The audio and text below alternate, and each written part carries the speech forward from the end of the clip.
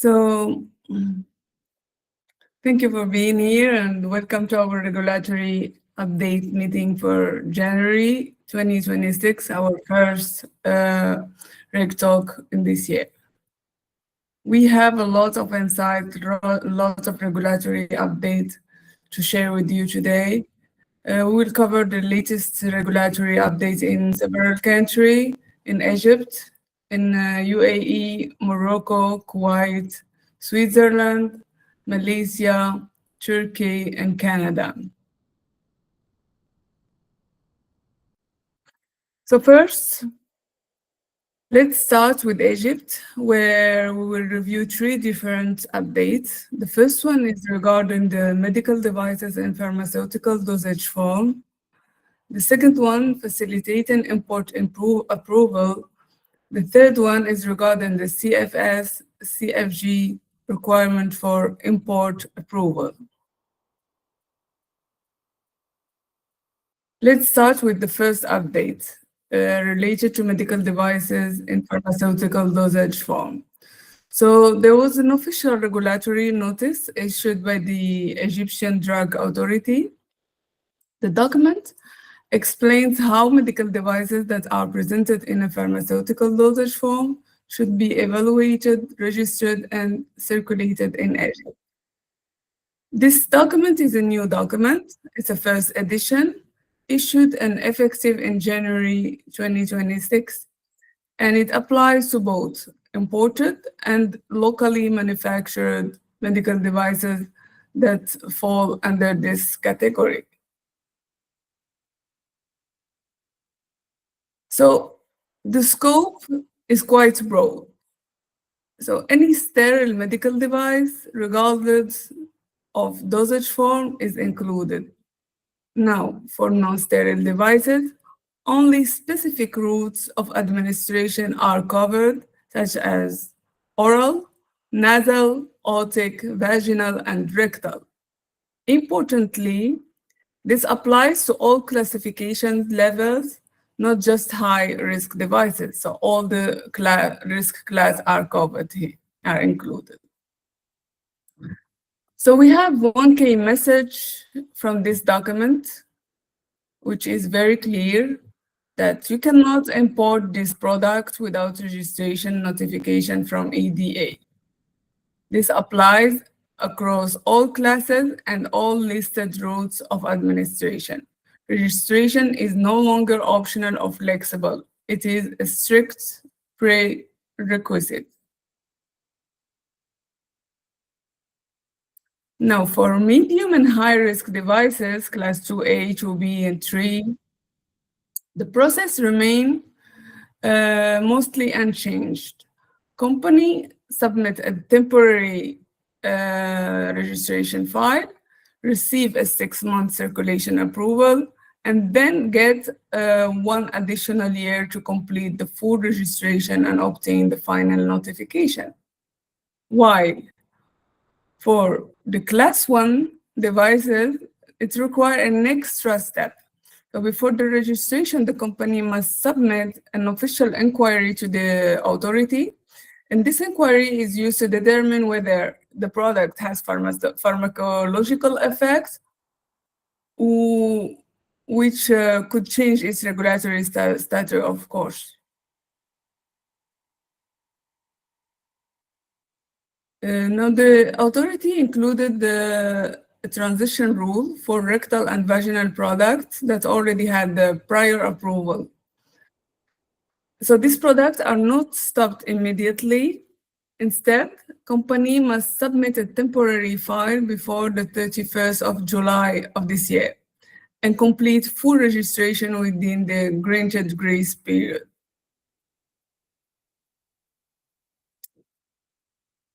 That was about the first update, medical devices in pharmaceutical dosage form.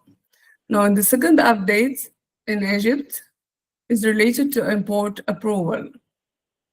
Here we will discuss 2 official EDA notices that were issued on November of last year. and follow the same regulatory concept, just that the first notice applies to medical devices and their spare part, and the second notice applies to the IVD and laboratory devices, IVD. So the EDA issued these notices to address common problems in import approval submissions, such as incomplete documents or inconsistent formats. So by simplifying procedure, the authority aims to make the process clearer for company. By centralizing submission electronically, EDA eliminates paper-based handling and manual follow-ups.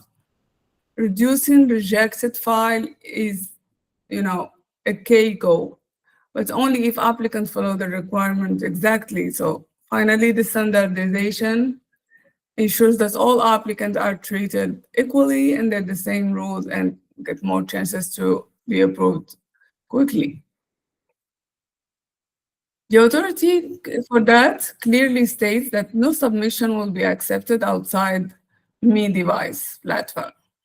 The basic requirements for each service are already published and accessible through the official links. So if any required document is missing or incorrect, the system will reject the request automatically. There is no technical or scientific review for incomplete files in that case, using this platform.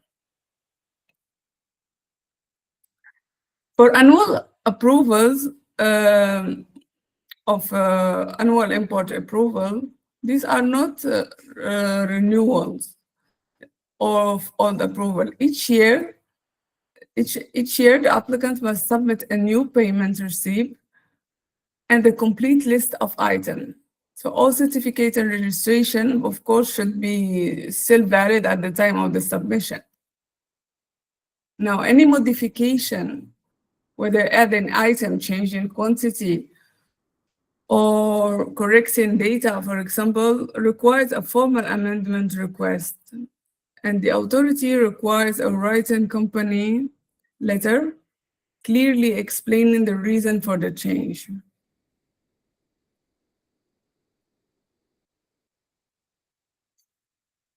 Now we move to the third and last update in Egypt today. The following slides will consolidate two official announcements issued by the Egyptian Drug Authority. Although the announcements address different regulatory situations, they are both linked to one core concept: how CFS or CFG certificates are handled during import approval review. So the first announcement focuses on CFG certificates issued by the FDA, USD FDA, while the second focus on procedure packs under the European MDR. So the CFS, or Certificate to Foreign, or the CFG, is a key regulatory document, It proves that the medical device is legally marketed in a reference country. The EDA relies on this concept as a core requirement when evaluating import approval requests. That's why it's a very important document. In practice, some situations do not fit perfectly into the standard CFS framework. So the authority issued this clarification. We will see two cases to address real market cases while maintaining regulatory consistency and kind of control. So what happened? We have in this first case that applies to medical devices that already hold CFG issued by the US FDA. These CFG are submitted to ADA as part of an import approval application. And the issue arises when the country of origin stated on the certificate differs from what appears on labels or invoices. So here, this document that was published by the authority will clarify that case. So this mismatch creates confusion during review.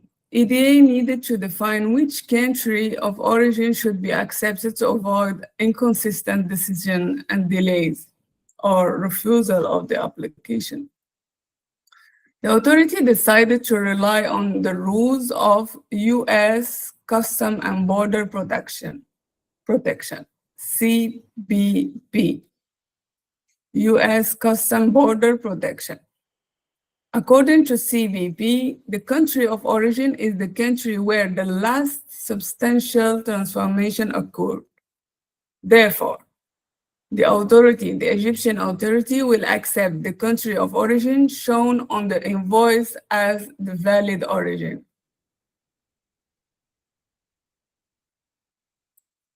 The Egyptian authority does not accept discrepancy without a justification. So an official letter should accompany that application from the legal manufacturer, and it is mandatory. This letter must clearly explain why the country of origin differs and must comply with CBP transformation rule. The second case, as we said before, would be about the procedure packs and their European MDR, Article 22. In many reference countries, a CFS is not issued for the procedure packs as a whole, which creates a regulatory gap. So in that case, let's explain first, the procedure pack is, as you might know, is an assembly of multiple devices.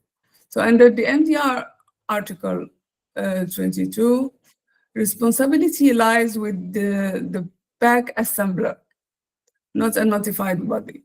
As a result, reference authority usually issue certificate per individual device, not for the full pack. The Egyptian authority requires a CFS for each individual medical device included in the procedure pack. So in order to ensure that every component is legally marketed in a reference country. And each device inside the pack must hold its own CE certificate. This somehow to confirm the compliance with European MDR requirements for each component level. The Egyptian authority also required declaration of conformity for the procedure pack itself. This declaration confirmed that the pack assembler takes the responsibility for correct assembly, compatibility, and safety.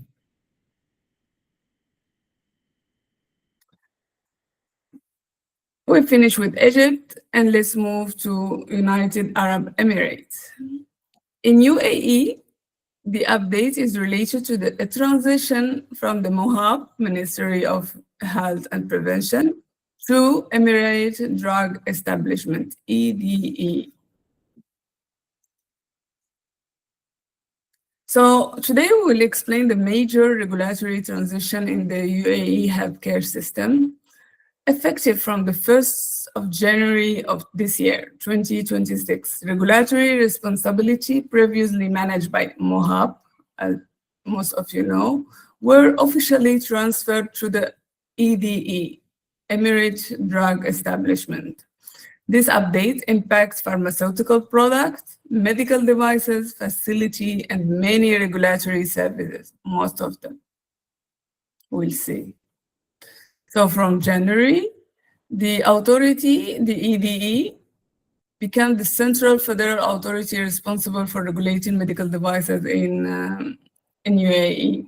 This means that MoHAP no longer manages most products-related regulatory activity, and this change creates a single unified authority overseeing the entire product life cycle. Now, all core product-related activity move to ADA, as we said, including medicine, medical devices, cosmetics, dietary, etc., and all registration, licenses, renewal, approval, of course, through the EDA digital portal. Some services remain with MoHAP, like community pharmacy, including retail dispensing activity, but everything related to the product, medical devices, IVD, that's in our case, it's a core of interest, are now moved to EDE, sorry. So EDE is now responsible for issuing all marketing authorization, including for emergency, conditional approval, also handle import, export, and re-export permits, approval for advertising, promotion, recalls, suspension are also centralized under EDE. Now, as a user or as an applicant, if you attempt to access services, as always, through the old MoHAP link, you will see a message stating that services have been transferred to ADE, and all requests must now be submitted through ADE website. But although the platform changed, user account did not, so it was a smooth transition. Company and user can log in into the same credential previously used for MoHAP, and this really was ensured the continuity and no disruption at all. And it is important to note that even before, I think, the last couple of months of 2025, before the formal announcement, many MoHAP approval or products classification certificates or some services were issued, already issued in the name of EDE, even if it was managed by MoHAP. But so this confirmed that the transition was operational before becoming official, like a couple of months, I think. Now, our third country today is Morocco.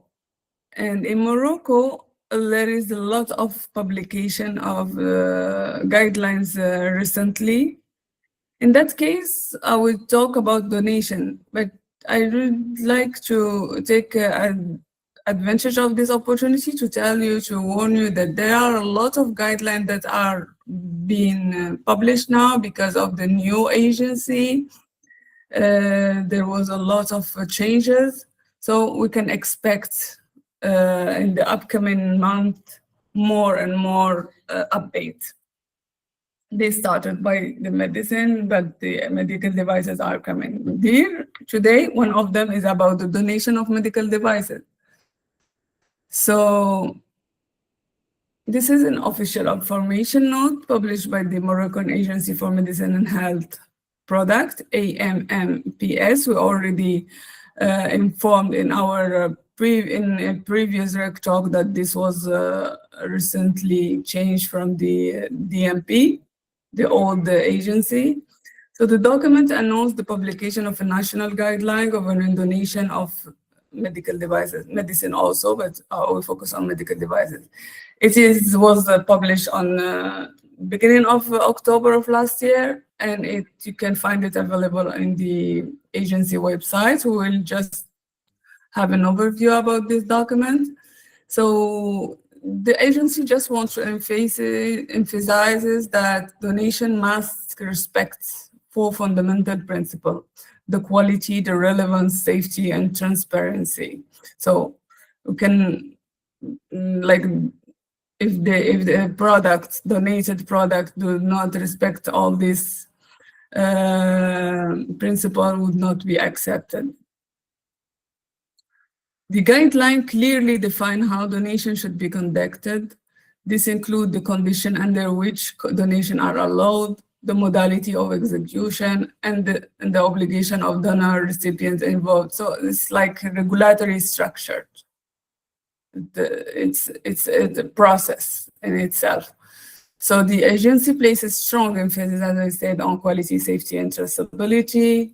And all donated products must be traceable from donor to the recipient. This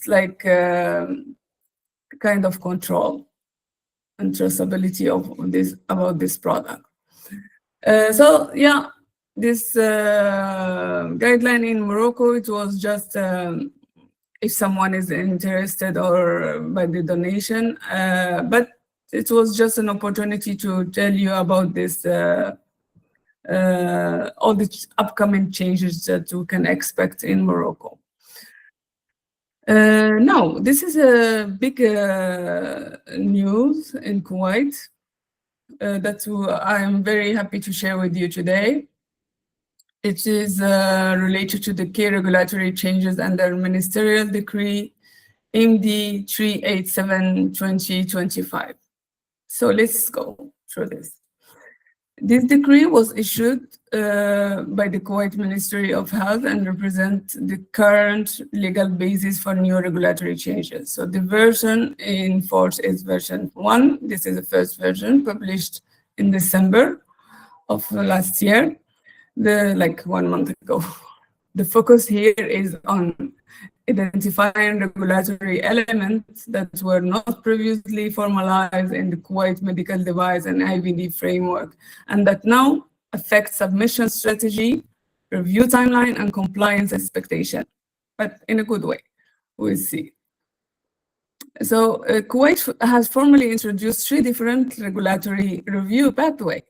This is a structural change, a big change, as earlier submission followed a single general process. You know that.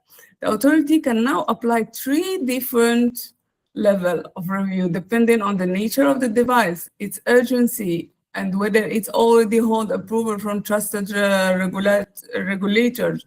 So this is like this big change that brings flexibility while maintaining a regulatory oversight, and we will discuss each of this pathway. So the standard pathway, as you may already know, represents the traditional regulatory approach. It requires a complete technical dossier, a full assessment of safety, performance, and compliance. This pathway now applies when products do not qualify for reliance or expedited review, and ensures a throughout evaluation before market entry. So this is the old way. Now there is the new one, a new introduced pathway is the fast track pathway. So the fast track pathway applies to devices addressing urgent healthcare needs, such as life-threatening condition or public health priority.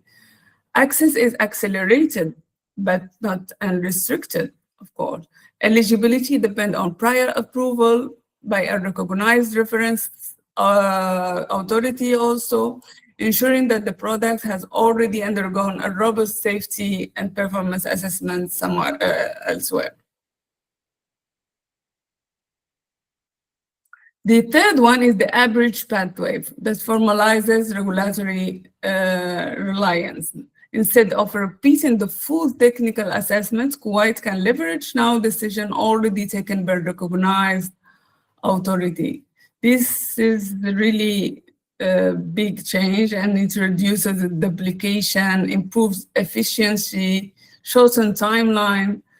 So this was like a big change in Kuwait's regulation.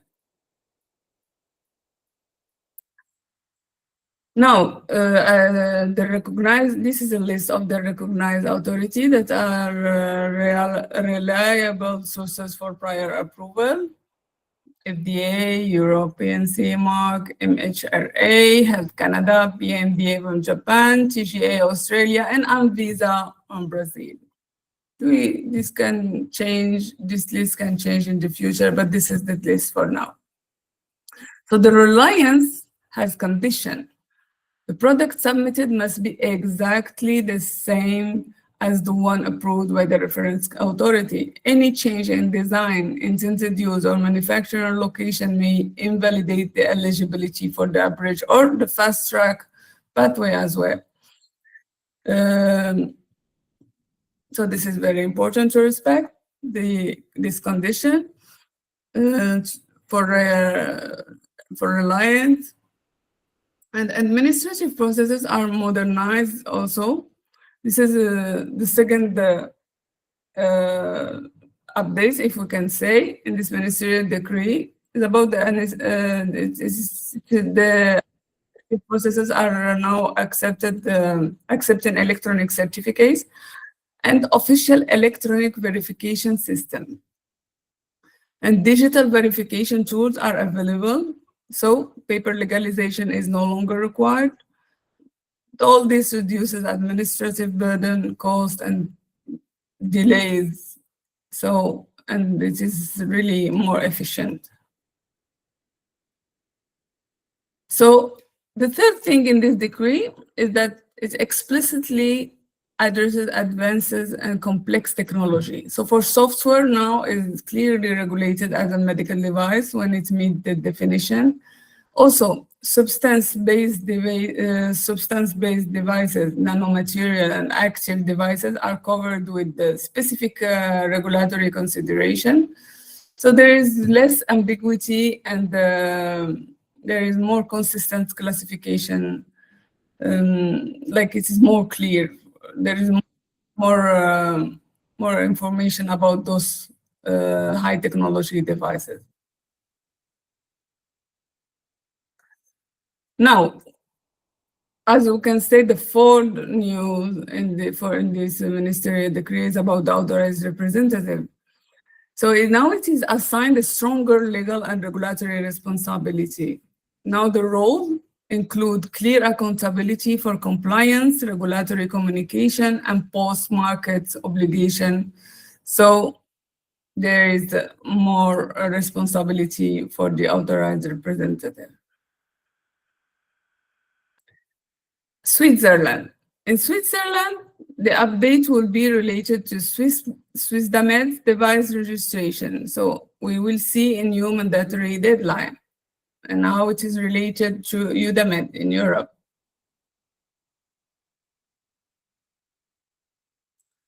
So here, this is an official announcement from Swissmedic and the European Commission. We will analyze both of them at the same time, and we will have a map of these timelines in both, for the Udamed and Swissdamed.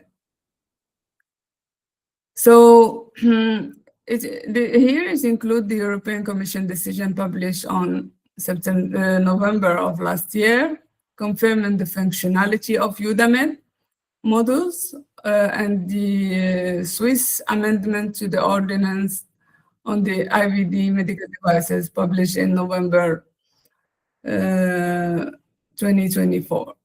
So Swissmedic formally communicated the Swiss implementation timelines on December of last year.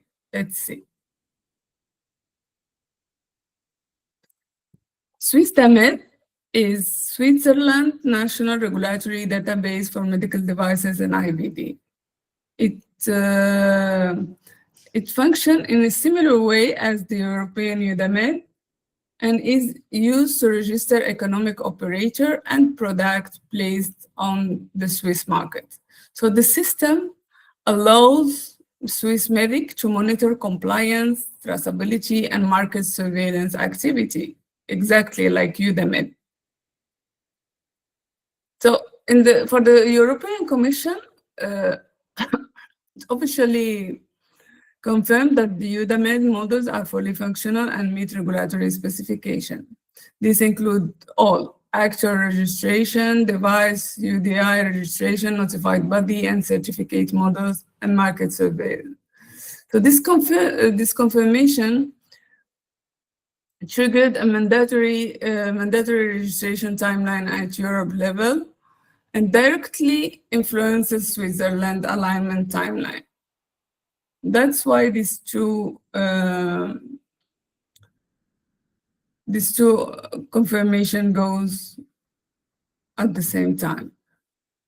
So in the European Union, registration of economic operator devices, system, and procedure pack in Udamed will become mandatory as of the 28th of May of this year, 2026, with the transition period that apply until the 27th of November of 2026. During this period, companies are expected to complete registration while continuing to place products on the market. Now, in Switzerland, has already implemented part of the system. Registration of economic operator has been mandatory since November 2021. SwissDamed itself has been technically available since August 2024, allowing companies to familiarize themselves with the system ahead of mandatory product registration. So it was available but not mandatory. Now, a major new requirement is that it becomes mandatory. The mandatory registration of devices, system, and procedure pack in SwissDamed starting 1st of July of this year, 2026. From this date, products cannot legally be sold in Switzerland unless they are registered in SwissDamed. But I think there is a transition period also, like for Udemy, until the 31st of December of this year. So during this period, economic operators are expected to complete the product registration and get prepared for that. Now, the registration requirement applies broadly to medical devices and IVD, including system, procedure pack, any product placed in the Swiss market.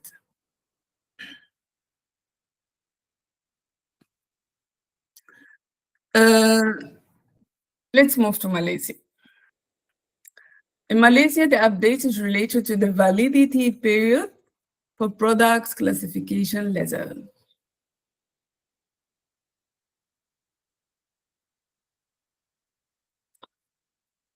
Yes, so the Medical Device Authority of Malaysia issued an official announcement introducing this validity for period for product classification letter. So the announcement was published on November of last year, and this is a big change on how classification letters are managed now. We will see. So a key regulatory change is the introduction of a defined validity period for product classification letters. From 1st of May 2025 onward, newly issued letters are no longer valid indefinitely.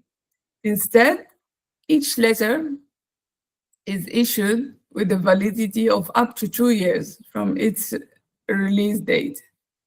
This change is just like to ensure that the classification decision remain aligned with the current regulatory requirement. So products classification letters issued before 1st of January 2020 are no longer considered valid. If classification confirmation is still required for regulatory activity, a completely new application must be submitted to the authority, and this older letter cannot be renewed or extended. For letter issued between that date, between the 1st of January 2020 and 31st of December 2023, are no longer valid. However, instead of submitting a brand new application, company may proceed through a renewal process if classification confirmation is still needed, of course. So this is like a partial transition approach. As we said before, first one, before 1st of January 2020, need a new application. Between January 2020 and the 31st of December 2023, it needs a renewal. And product classification letters issued during this period remain we are here in the last gap between the 1st of January 2024 and the 31st of May 2025. But this one, the product classification letters issued during this period remain valid until the 1st of May of 2027. This is a grace period, of course, to allow company to plan for renewal of this products classification letter. And as we said, after the 31st of May 2025, these have validity of 2 years.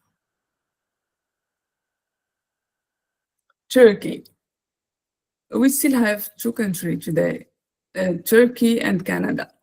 So we go through 6 countries, and let's go through Turkey today. We discuss briefly about the borderline medical devices.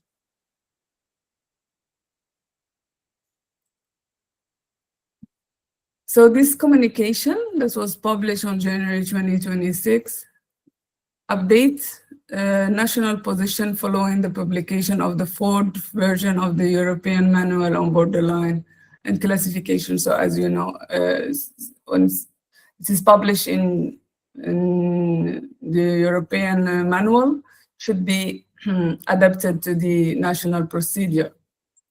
So this one replaces earlier national interpretation and align local regulatory decision with the latest European guideline or guidance of the product qualification. So the earlier announcements from 2023 is no longer reflected the European updates interpretation about borderline products. Because, as we said, Turkey aligned its medical device legislation with Europe rules, so it should be like updated. That's why this one is updated. The most important clarification that comes here in this Turkish announcement concerned the examination tables and stretchers covers. So when these products are marketed with a medical purpose, specifically to reduce cross-infection between patients, they qualify as medical devices. This applies regardless of the material used or the physical design of the cover. Now, previously, these covers were often treated as like a general consumable, but the new interpretation shifts the focus to intended use. If the manufacturer claims infection control or patient safety benefits, those products enter the medical device regulatory framework and must comply with the applicable MDR rules.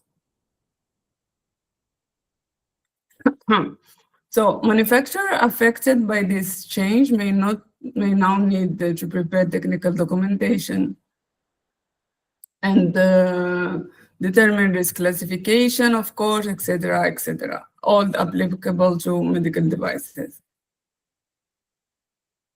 Our last country today, I hope you learned a lot, is Canada. And the update is related to the IMDRF table of content for medical device application. This is an interesting update also. So the documents presented in a guidance issued by the Health Canada in November 2025 explain how medical device regulatory submission should be structured using the IMDRF table of contents format. So the guidance applies to both IVD and medical devices and covers pre-market license application as well as post-market regulatory interaction. As a guidance, it reflects Health Canada's current expectation for submission, preparation, and review. So, the table of content format was developed by the International Medical Device Regulator Forum, a voluntary group of regulators working to harmonize medical device regulation worldwide. Health Canada adopted this format to align with Canadian submission with the international practices. So the objective is to support a global convergence, reduce duplication of effort for manufacturer, and improve regulatory efficiency without lowering safety standards. So what we have here, so it's provide like a common and predictable structure for regulatory submission.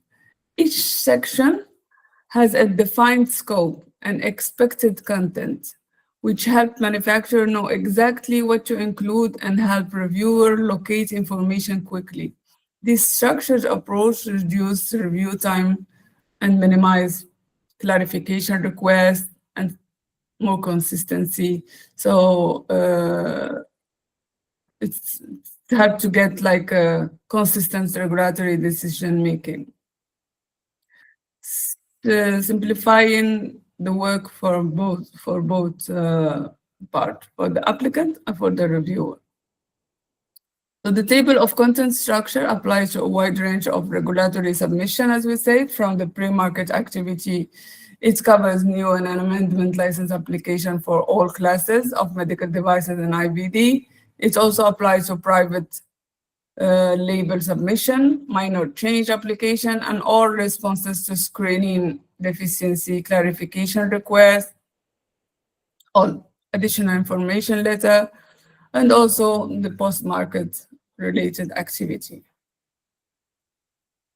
So the guidance for lower risk-based approach, Class 3 and 4 devices require comprehensive submission using the full table of content structure, reflecting their higher risk and need for detailed safety and effectiveness data. For Class 2 devices, private label submission and minor changes use only selected section of the TOC or the table of content. So this avoids unnecessary documentation. There is a regulatory control, but avoiding to submit unnecessary documentation for lower classes. So the guidance clearly distinguishes between summarized and full reports. Summary must concisely describe the proposed method, acceptance criteria, result, etc., etc. A full report requires detailed description of all these methods, the study, the test, all, etc. Include justification, as you know. So this is clearly stated. And when responding to screening, deficiency or request for additional information, responses must be structured in a clear question and answer format. Only documents that have been modified should be submitted, and changes must be clearly identified. Previously submitted and changed information should not be resubmitted, which helps streamline the review process. It's a good guideline to study more in depth. So Health Canada strongly encourages manufacturers to use the regulatory enrollment process and submit applications through the common electronic submission gateway. This allows secure, direct electronic transmission of submission and avoid the need for physical media. So while physical media and email submission are still accepted during the transition period, digital submission is clearly the preferred and future-focused approach. Thank you, just on time. So since we used our 45 minutes, we can accept one or a couple of questions.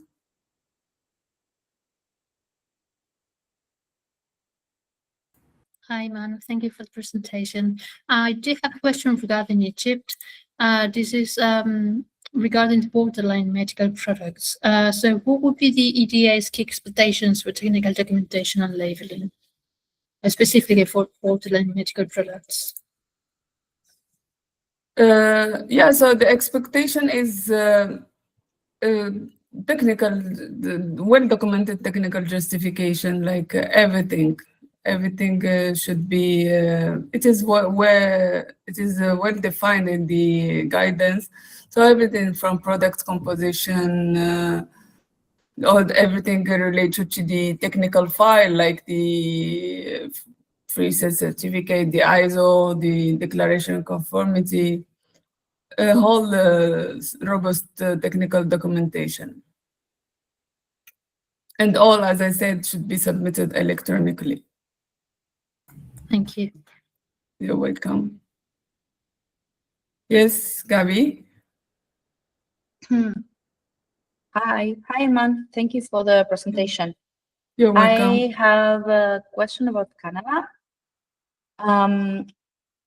Could you please outline the tools that Health Canada has in place to support the structure of the applications? Well, the applicants in their So, submission. yes, as they say in the guidance, and you can say you can see in the website, there are a lot of templates for each device classes, each type, submission type. There are also, you can find sample submission, so they can have like for guidance only, not for inclusion in like just for guidance. There are some sample submission that can demonstrate the expected structure. We have also kind of classification matrices that can indicate which table of content section are required for each submission. So there are some tools that just navigate each of them and play around, and we'd see that would be very helpful. Okay. Okay, cool. Thank you. Thank you so much for joining us, and I hope you learned a lot with us today, and hope to see all of you in our next meeting on February. Thank you so much. Thank you. Bye. Bye.